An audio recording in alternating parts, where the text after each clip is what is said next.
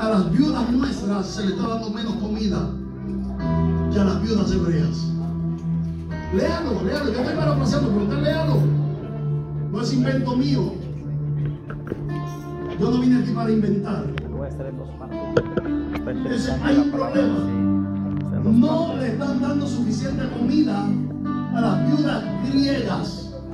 Porque las griegas, algunos la veían como al menos clase aparte para mal.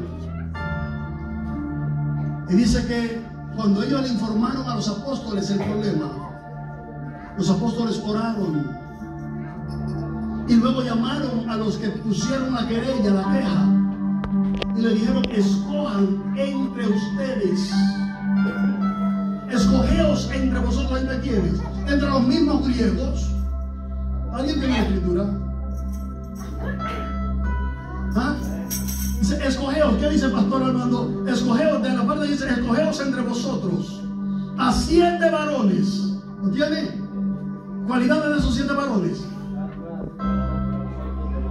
Primero, buen testimonio. Óigame bien, la elección era para repartir comida. ¿Para qué era la elección? ¿Y quién dijo que para repartir comida hay que ser espiritual? Bueno, para repartir comida en la iglesia sí. ¿Están conmigo? En la iglesia sí, para repartir comida hay que ser espiritual. No se puede ser carnal. ¿Por qué? Porque el carnal está repartiendo comida y viene el primo.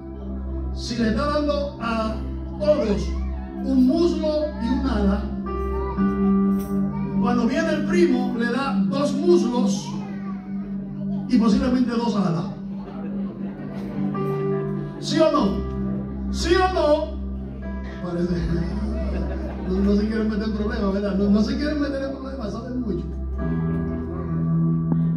Entonces, para que no pasara eso, los 7 varones tenían que ser, número 1, de buen testimonio. Número 2, llenos del Espíritu Santo. Óigame, bautizados con el Espíritu Santo. No, por favor, venga conmigo. No estamos diciendo que ahora, a partir de ahora, hay que establecer esa norma en la iglesia. No es lo que estamos diciendo. Lo que estamos diciendo es lo que pasó en la iglesia primitiva. ¿Estamos? ¿Estamos, hermanos? Porque ahora sí es verdad. Ahora ¿quién reparte? Ahora ¿quién sirve comida? El pastor Eliseo. ¿Quién sirve comida ahora? ¿A quién ponemos? Ok. De buen testimonio, número 1. Número 2, llenos del Espíritu Santo y de sabiduría. O sea, buen testimonio, llenura del Espíritu Santo y sabios. Una cosa es, oígame bien los muchachos que están en la escuela, la universidad y todo eso. Una cosa es ser inteligente y otra cosa es ser sabio. ¿Estamos? La inteligencia es la capacidad de almacenar gran cantidad de conocimiento. El inteligente, usted le dice: ¿quién era Pitágoras? Pitágoras era fulano de tal. Y se lo recita como si estuviera cantándose la canción que le cantaba la mamá en la cuna. Es inteligente. Ahora, el sabio no es el que tiene mucha capacidad de almacenar conocimiento, sino el que sabe bien emplear el mucho o el poco conocimiento que tiene. Sabe tomar buenas decisiones.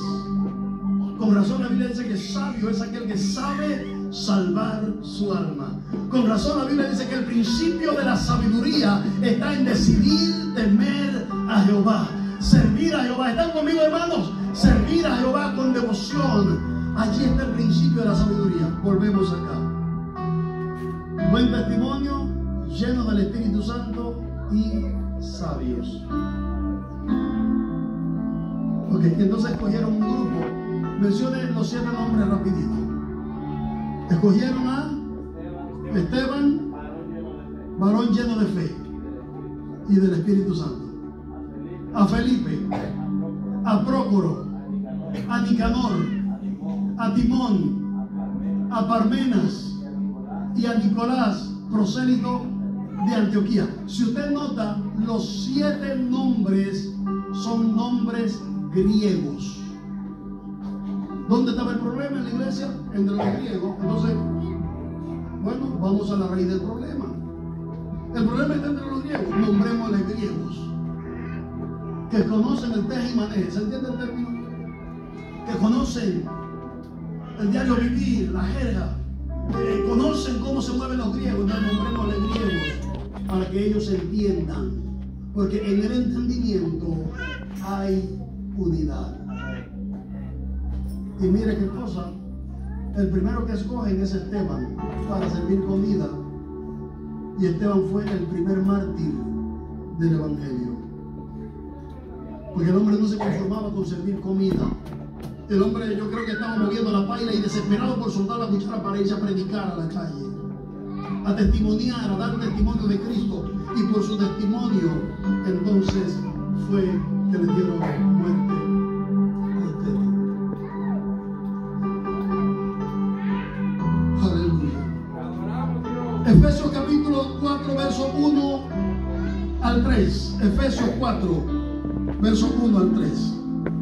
Pablo dice, ¿lo tienen? Pablo dice: yo pues, preso en el Señor, os ruego que andéis como es digno de la vocación con que fuisteis llamados. ¿Cómo dice Pablo que andemos? Como es digno de la vocación. La vocación es la profesión, el llamado. La Biblia dice que a paz nos llamó Dios, no a confusión. A paz nos llamó Dios. Dice más: con toda humildad y mansedumbre, soportándoos con paciencia los unos a los otros en amor, solícitos en guardar la unidad del Espíritu en el vínculo de la paz. La unidad es el vínculo de la paz que nos une en el Espíritu. Amén. Repito, la unidad es el vínculo de la paz que nos une en un espíritu de mansedumbre y paciencia. Es un llamado al amor humilde, no a asumir la escalera social o a competir. La unidad por la que luchamos solo se puede encontrar a través de Cristo Jesús, como nos recuerda el versículo que acabamos de leer: la unidad del Espíritu.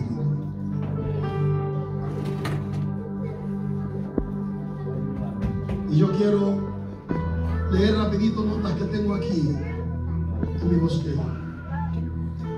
Un poco antes de que nuestro Señor Salvador Jesucristo llevara a cabo la obra expiatoria de nuestros pecados con su muerte en la cruz del Calvario, Él oró por sus discípulos. ¿Por quiénes oró Él? Oró por sus discípulos, a los que había enviado al mundo a enseñar el Evangelio. Además, Él también oró por los que creerían en Él por causa de la palabra de sus discípulos. O sea, ahí estaban incluidos usted y yo. El Señor oró para que usted y yo seamos uno. Amén. Oró a nuestro Padre Celestial pidiendo unidad.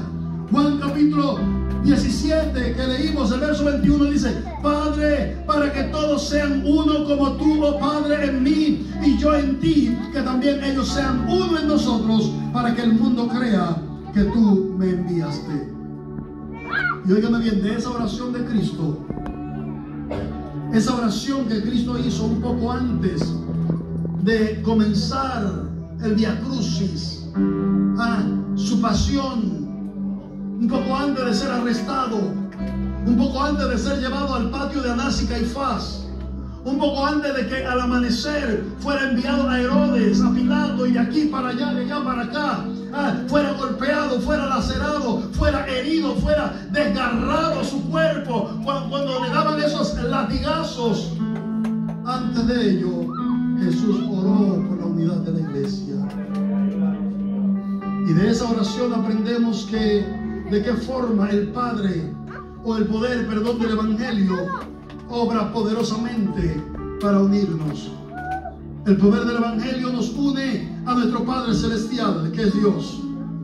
El poder del Evangelio nos une a nuestro Salvador, que es Cristo Jesús. Pero también el poder del Evangelio nos une o nos lleva a vivir en unidad los unos con los otros. Si vivimos en el Evangelio, si recibimos las ordenanzas de salvación y si guardamos nuestros convenios, nuestra naturaleza cambiará. Si guardamos, aleluya, lo que Dios ha establecido, nuestra naturaleza pecaminosa va a cambiar. Vamos a ser hombres y mujeres que vamos a trabajar en unidad. Como resultado de esto también, la obra expiatoria de Cristo el Salvador nos santificará.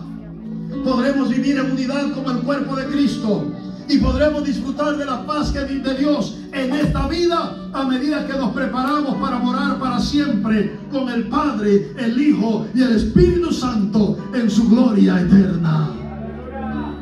Gloria al Señor. Denle el aplauso al Señor si es para Él.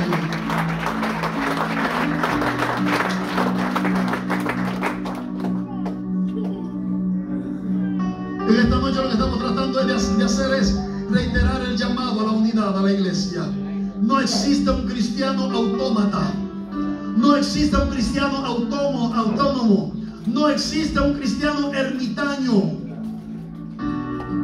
La iglesia es una comunidad. El ermitaño era la persona que, recuerdan el tiempo de los beduinos, cuando ellos atravesaban el desierto, había un punto en el desierto donde se creía que no había nadie. De repente aparecía un templo. Ese templo era llamado ermita. No había sacerdote, no había cura, no había nadie que dirigiera la ermita. Solamente había una persona que custodiaba, el custodia de la ermita. Ese custodia era conocido como el ermitaño, porque él estaba solo en la ermita, cuidando de la ermita. Así se llamaba el templo. Y se llama, en Miami hay una ermita. Entonces, como era el que cuidaba, entonces se le colocó por nombre el ermitaño.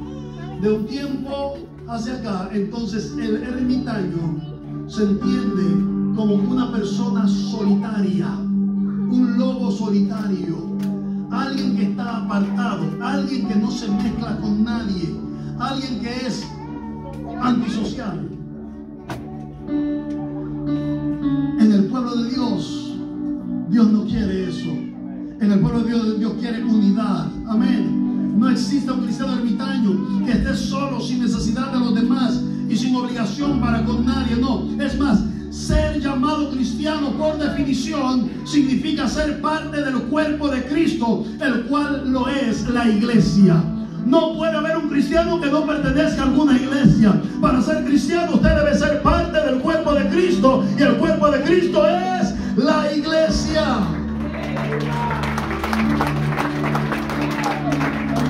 Todo cristiano debe estar en comunión con otros creyentes, y las Escrituras le aconsejan que lo haga. Vaya a Hebreos capítulo 10. Hebreos capítulo 10, verso 24 y 25. El verso 24 dice: y consideremos los unos a otros. Hebreos capítulo 10, verso 24 y 25. Dice el verso 24: y considerémonos unos a otros para estimularnos ¿a qué? Al amor y a las buenas acciones, las buenas obras. Y el verso 25 dice, y si usted no lo sabía, se lo voy a decir: esas buenas obras son el vestido blanco, limpio y resplandeciente que dice Apocalipsis. Cuando dice vengamos y entremos a las bodas, porque el día de la boda ha llegado y a su esposa se le ha concedido que se vista de lino fino, blanco, limpio y resplandeciente. Dice el mismo Apocalipsis que el lino blanco, limpio y resplandeciente es las acciones justas de los santos. Y aquí dice que nos estimulemos a las buenas obras, o sea, a acciones justas. El verso 25 dice: no dejando de congregarnos, como algunos tienen por costumbre, sino exhortándonos, y tanto más cuando veamos que el día del Señor, agrego, se acerca. La unidad es tan fundamental e importante que cuando echamos un vistazo a los 10 mandamientos, oiga esto, los 10 mandamientos están en Éxodo capítulo 20. Cuando echamos un vistazo y se repite en Levítico, por cierto, el libro de Levítico, ¿verdad?, tiene que ver con repetición, repetir los 10 mandamientos. Decía que la unidad es tan fundamental e importante que cuando echamos un vistazo a los 10 mandamientos, a los 10 enunciados, las 10 ordenanzas, podemos observar que 6 de ellos están dirigidos a nuestra relación con los demás. La relación con nosotros mismos y los demás. Ama a tu prójimo como te amas tú mismo. No robarás. No, es lo mismo que hurtar, ¿verdad? No codiciarás. No cometerás adulterio. No desearás la mujer de tu prójimo, la oveja de tu prójimo, etcétera, etcétera. Tiene que ver los 6 de ellos con mi relación hacia los demás y hacia mí mismo. Y 3 de ellos entonces tienen que ver con mi relación con Dios. Es como la cruz. ¿Cómo es la cruz? ¿Hay alguna cruz por aquí? ¿Cómo es la cruz? Un poste vertical y un poste horizontal. El poste horizontal tiene que ver con mi relación hacia los demás. El poste vertical tiene que ver con mi relación con el Creador, mi relación con Dios. Amén. La unidad, yo debo estar unido a mi hermano, pero también debo estar unido a Dios. Juan dijo que nadie puede decir que ama a Dios si aborrece a su hermano. Entonces dice que ese es mentiroso, está hablando mentira, porque nadie puede amar a Dios que no ha visto jamás y aborrecer a su hermano a quien está viendo todo el tiempo. ¿Cómo es eso de que usted ama a alguien que usted nunca ha visto y a quien está viendo no le ama? ¿Cómo es eso? ¿Con qué se come eso? ¿En qué libro está escrito eso?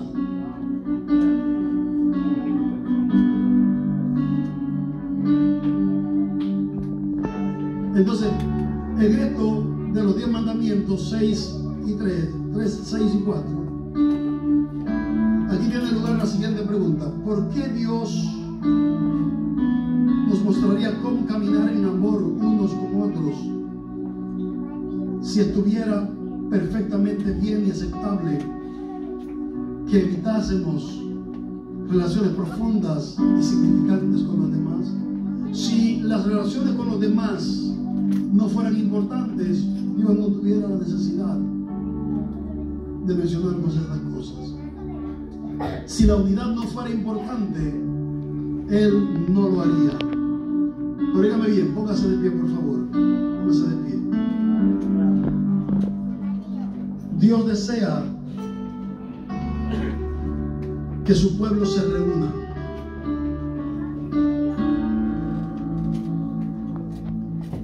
Dios desea